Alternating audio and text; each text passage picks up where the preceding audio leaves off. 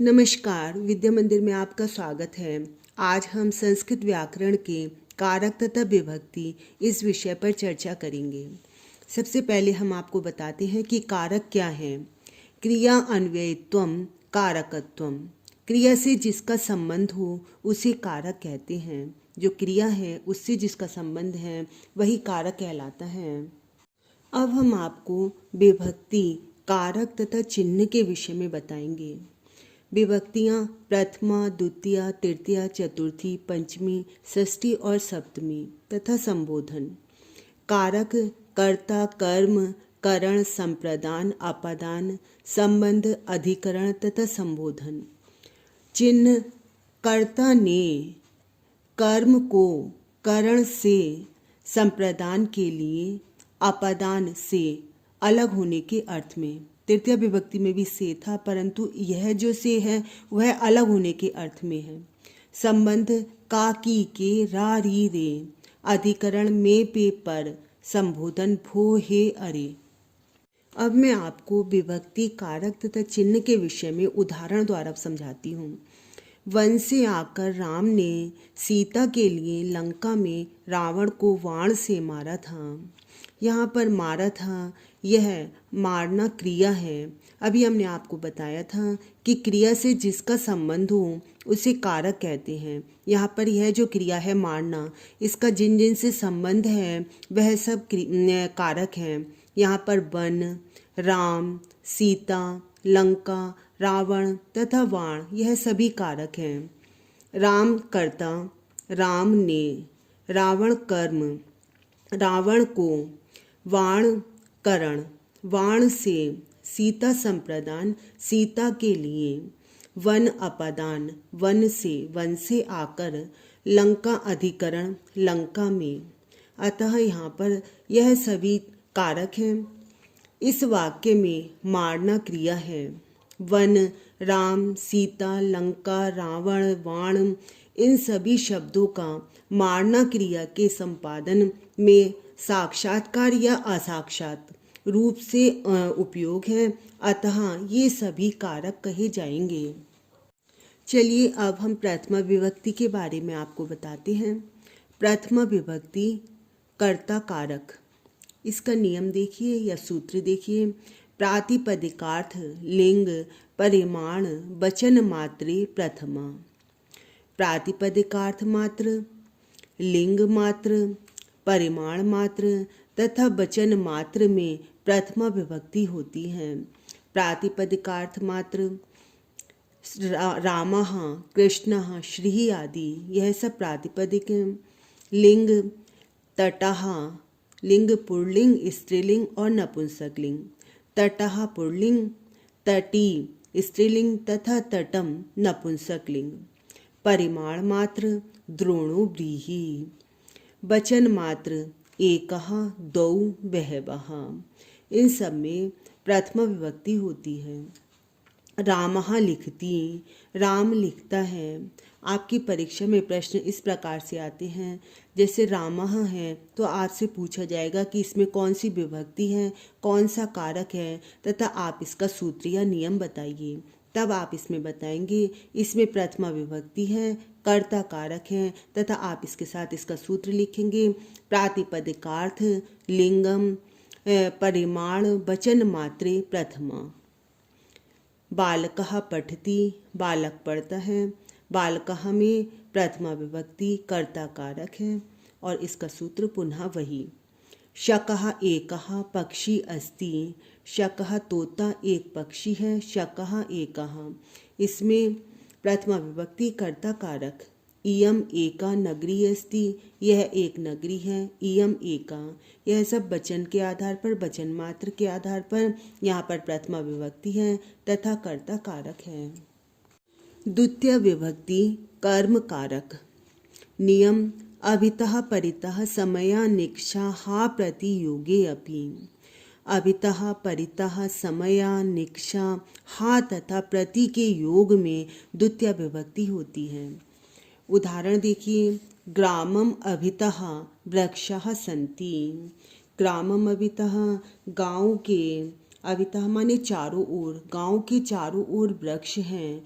आश्रमम अवितः वनम अस्ति, आश्रम के चारों ओर वन है। यहाँ पर देखिए अभितः, अभी आपने सुना था कि अभितः के योग में द्वितीय विभक्ति होती है। यहाँ पर अभितः के योग में ग्रामम, ग्रामम में द्वितीय विभक्ति है। इसी प्रकार आश्रमम में अभितः के योग में द्वितीय विभक्ति है। कृष्णम परितः गावः सन्ति, कृष्ण के परितः सब ओर, गावः गायें हैं, कृष्ण के सब ओर गायें हैं। विद्यालयम परितः उद्यानम अस्ति, विद्यालय के सब ओर उद्यान है, बगीचे हैं। यहाँ पर भी परितः के योग में वृक्ष, कृष्णम तथा विद्यालयम में द्वितीय विभक्ति है। ग्रामम समया पाठशाला अस्ति, नदीम समया पशवः सन्ति। ग्रामम समया गांव के समीप, समया माने समीप, गांव के समीप पाठशाला है। नदीम समया नदी के समीप पशवः सन्ति, पशु हैं, नदी के समीप पशु हैं। समया के योग में भी द्वितीय विभक्ति होती है, अतः ग्रामम तथा नदीम में द्वितीय विभक्ति तथा कर्म कारक है। विद्यालयम निक्षा जलाशयः अस्ति, लंकाम निक्षा सागरः अस्ति। निक्षा माने समीप, विद्यालयम निक्षा विद्यालय के समीप जलाशय है। लंकाम निक्षा सागरः अस्ति, लंका के समीप सागर है। यहाँ पर निक्षा के योग में भी द्वितीय विभक्ति कर्म कारक होता है, अतः यहाँ पर विद्यालयम में तथा लंकाम में द्वितीय विभक्ति तथा कर्म कारक है। हा शठम, हा दुर्जनम, हा शठम दुष्ट के लिए शोक है, और दुर्जनम दुर्जन के लिए, दुष्ट के लिए भी शोक है। यहाँ पर हा के योग में भी द्वितीय विभक्ति है। राधा नगरम प्रति गच्छति, सीता भवनम प्रति गच्छति। राधा नगर की ओर जाती है, सीता भवन की ओर जाती है।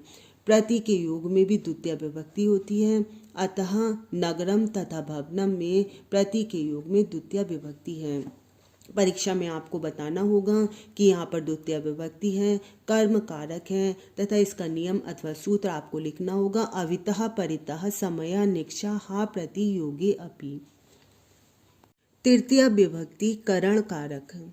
नियम देखिए, येनांग विकारः, येन अंग विकारः, जिस अंग में विकार हो उस अंग में तृतीय विभक्ति होती है। जिस विकृत अंग के द्वारा अंगी का विकार लक्षित होता है उस अंग में तृतीय विभक्ति होती है। मतलब जो विकृत अंग है, जिसमें चोट है या जो कहीं से खराब है वो अंग, तो उस अंग के द्वारा अंगी की, उस व्यक्ति का जो विकार लक्षित होता है तो उस अंग में तृतीय विभक्ति होती है। उदाहरण देखिए, भिक्षुकः पादेन खंजः अस्ति, भिक्षुक पैर से लंगड़ा है। यहाँ पर उसके कौन से अंग में विकार है? पैरों में। पादेन यहाँ पर तृतीय विभक्ति है तथा करण कारक है। मोहनः नेत्रेण काणः अस्ति, मोहन नेत्रों से काना है, तो यहाँ पर नेत्रों में विकार है, अतः नेत्रेण में तृतीय विभक्ति है। गिरिधरः कर्णेन बधिरः अस्ति, गिरिधर कानों से बहिरा है, कर्णेन तृतीय विभक्ति करण कारक। अक्षणा काणः नेत्रेण काणः, आँख से काना, नेत्रों से काना। विकृत अंग कौन सा है? आँखें हैं, अतः यहाँ पर अक्षणा तथा नेत्रेण में तृतीय विभक्ति है। मंथरा कट्या कुब्जा आसीत, मंथरा केकई की दासी थी मंथरा। मंथरा कट्या कुब्जा कमर से कुबड़ी आसीत थी, कमर से कुबड़ी, तो उसकी कुबड़ी कहाँ से थी? कमर से। कौन से अंग में विकार था? कमर में, तो कट्या में तृतीय विभक्ति करण कारक है। सा वृद्धा कर्णाभ्याम बधिरा आसीत, वह वृद्धा कर्णाभ्याम कानों से बधिरा अस्ति, बहिरी है। कर्णाभ्याम में तृतीय विभक्ति तथा करण कारक है। उसी प्रकार से आपको इसमें नियम इसका लिखना है, सूत्र लिखना है। येन अंग विकारः, येनांग विकारः तथा तृतीय विभक्ति तथा करण कारक आपको लिखना है। तृतीय विभक्ति करण कारक का एक अन्य सूत्र देखिए, सहयुक्ते अप्रधाने, सह के योग में अप्रधाने, अप्रधान में तृतीय विभक्ति होती है। उदाहरण द्वारा आपको बताती हूँ। पिता पुत्रेण सह गच्छति। यहाँ पर प्रधान पिता हैं और जो प्रधान क्रिया के कर्ता का साथ देता है वह अप्रधान कहलाता है। तो यहाँ पर अप्रधान पुत्र है, पिता पुत्रेण सह गच्छति, पिता पुत्र के साथ जाता है। तो यहाँ पर अप्रधान जो है, अप्रधान में तृतीया विभक्ति होती है। सह के योग में, यहाँ पर सह है, सह के योग में अप्रधान में तृतीया विभक्ति होती है। अतः पिता पुत्रेण सह गच्छति में पुत्रेण में तृतीया विभक्ति है, करण कारक है तथा उसका सूत्र है सह युक्ते अप्रधाने। अन्य उदाहरण देखिए, रामेण सह सीता बनम अगच्छत। सीता बनम अगच्छत, यहाँ पर प्रधान है सीता, सीता बन गई, किसके साथ? अप्रधान रामेण सह, राम के साथ। तो यहाँ पर रामेण में तृतीया विभक्ति है। रामः लक्ष्मणेन सह गच्छति, राम गच्छति, राम जाते हैं, सह किसके साथ? लक्ष्मणेन, लक्ष्मण के साथ। तो लक्ष्मणेन में तृतीया विभक्ति करण कारक है। छात्रेण सह शिक्षकः गच्छति, छात्रों के साथ शिक्षक जाते हैं। शिक्षक प्रधान है और अप्रधान छात्र हैं, तो छात्र में यहाँ पर तृतीया विभक्ति है। साकं सार्धं समं योगे अपि, साकं सार्धं समम के योग में भी तृतीया विभक्ति होती है। इन सब का अर्थ भी साथ ही है। उदाहरण देखिए, रामः लक्ष्मणेन साकं गच्छति, राम लक्ष्मण के साथ जाते हैं। यहाँ पर भी बिल्कुल उसी प्रकार से है कि राम जाते हैं, अप्रधान लक्ष्मण है, लक्ष्मणेन साकं, लक्ष्मण के साथ जाते हैं। अहमपि त्वया सार्धं यास्यामि, अहमपि मैं भी त्वया सार्धम तुम्हारे साथ, यास्यामि चलूँगा, मैं भी तुम्हारे साथ चलूँगा। देखिए, साकम का अर्थ भी साथ था, सार्धम का भी साथ था और समम का भी साथ है। उपाध्याय छात्रैः समं स्नाति, उपाध्याय स्नाति स्नान करते हैं, छात्रैः समम छात्रों के साथ। तो यहाँ पर छात्रैः में तृतीया विभक्ति करण कारक है क्योंकि यह अप्रधान है। चतुर्थी विभक्ति संप्रदान कारक। नियम देखिए, नमः स्वस्ति स्वहा स्वधा अलम बषट योगाच, नमः स्वस्ति स्वहा स्वधा अलम और बषट शब्दों के योग में चतुर्थी विभक्ति होती है। उदाहरण, गणेशाय नमः, गणेश जी को नमस्कार है, नमः के योग में चतुर्थी विभक्ति, अतः गणेशाय में चतुर्थी विभक्ति है। देवेभ्यो नमः, देवताओं को नमस्कार है। इसी प्रकार से शिवाय नमः, हनुमते नमः, विष्णवे नमः, वासुदेवाय नमः, नमः के योग में चतुर्थी विभक्ति होती है। प्रजाभ्यः स्वस्ति, प्रजाभ्यः स्वस्ति, प्रजा का कल्याण हो। तुभ्यं स्वस्ति, तुम्हारा कल्याण हो। तो स्वस्ति के योग में भी चतुर्थी विभक्ति है, प्रजाभ्यः और तुभ्यम में चतुर्थी विभक्ति है।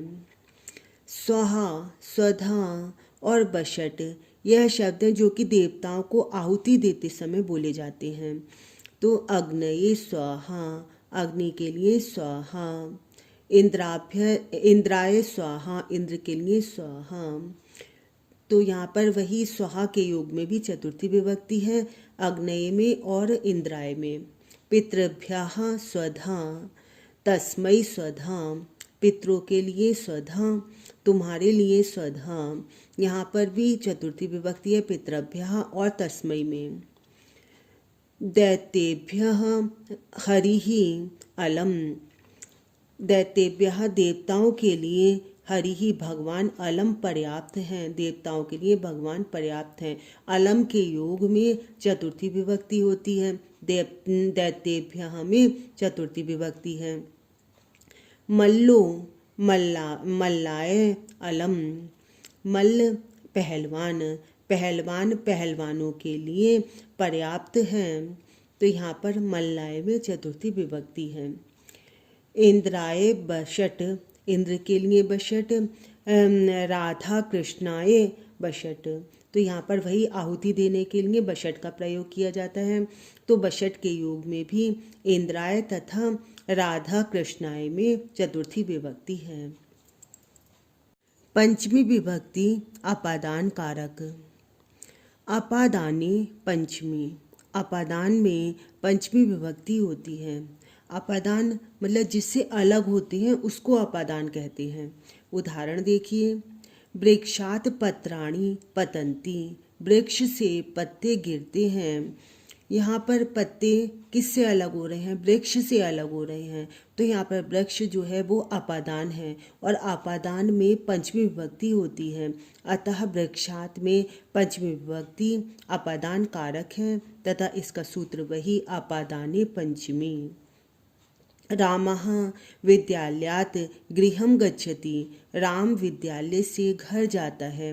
तो कहाँ से वह अलग हो रहा है? विद्यालय से। अतः विद्यालयात् में पंचमी विभक्ति अपादान कारक है। हिमालयात् गंगा प्रभवती, हिमालय से गंगा निकलती है। तो यहाँ पर हिमालय से गंगा अलग हो रही है, अतः हिमालय में हिमालयात् में पंचमी विभक्ति अपादान कारक है। महेशः आसनाद उत्तिष्ठति, महेश आसन से उठते हैं। तो आसन से अलग हो रहे हैं महेश, अतः यहाँ पर आसनाद में पंचमी विभक्ति है। वृक्षेभ्यः पुष्पाणि पतन्ति, वृक्षों से पुष्प गिरते हैं। वृक्षों से पुष्प अलग हो रहे हैं, अतः वृक्षेभ्यः अपादान है और अपादान में पंचमी विभक्ति होती है। वृक्षेभ्यः में पंचमी विभक्ति है। षष्ठी विभक्ति संबंध कारक। नियम षष्ठी शेषे, शेष में षष्ठी विभक्ति होती है। मतलब जो भी बात और विभक्तियों के द्वारा, मतलब प्रथमा द्वितीया तृतीया चतुर्थी और पंचमी विभक्ति के आधार पर नहीं बताई जा सकती है, उसको बताने के लिए षष्ठी विभक्ति का प्रयोग होता है। वे बातें संबंध विशेष को प्रदर्शित करने वाली होती हैं। जहाँ स्वामी और सेवक, जन्य और जनक, कार्य तथा कारण इत्यादि के मध्य कोई संबंध दिखाए जाते हैं, वहाँ पर षष्ठी विभक्ति होती है। मतलब यहाँ पर संबंध दिखाए जाते हैं आपस में, जैसे कि स्वामी सेवक हैं, जन्य जनक का संबंध है, कार्य कारण, तो इन सब में षष्ठी विभक्ति होती है। उदाहरण देखिए, राज्ञः पुत्रः, राजा का पुत्र, तो यहाँ आपस में संबंध है राजा का पुत्र। इसी प्रकार बालकस्य माता, बालक की माता, माता और बालक का संबंध है, तो यहाँ पर बालकस्य में राज्ञः में षष्ठी विभक्ति है। गंगायाः उद्गम, गंगा का उद्गम, गंगा का जल, यहाँ पर आपस में संबंध है। गंगायाः में षष्ठी विभक्ति है। पांचालानां भूमिः, पांचालों की भूमि, तो पांचालानां में षष्ठी विभक्ति है। रामस्य पुस्तकम, सुग्रीवस्य भ्राता बाली ही आसीत, सुग्रीव का भाई बाली था। यहाँ पर संबंध है आपस में सुग्रीव का भ्राता, अतः सुग्रीवस्य में षष्ठी विभक्ति है। सुदामा कृष्णस्य मित्रम आसीत, सुदामा कृष्ण का मित्र था, कृष्ण का मित्र था, अतः यहाँ संबंध है कृष्ण से मित्र का, अतः कृष्णस्य में षष्ठी विभक्ति। सुमित्रा लक्ष्मणस्य माता आसीत, सुमित्रा लक्ष्मण की माता थी, तो लक्ष्मण की माता थी, संबंध है लक्ष्मण से, अतः लक्ष्मण में षष्ठी विभक्ति। मृत्तिकायाः घटाः, मिट्टी का घड़ा, घड़ा मिट्टी का है, आपस में संबंध है, तो अतः मृत्तिकायाः में षष्ठी विभक्ति। रामायणस्य कथा, रामायण की कथा, रामायण में षष्ठी विभक्ति। षष्ठी सप्तमी विभक्ति अधिकरण कारक।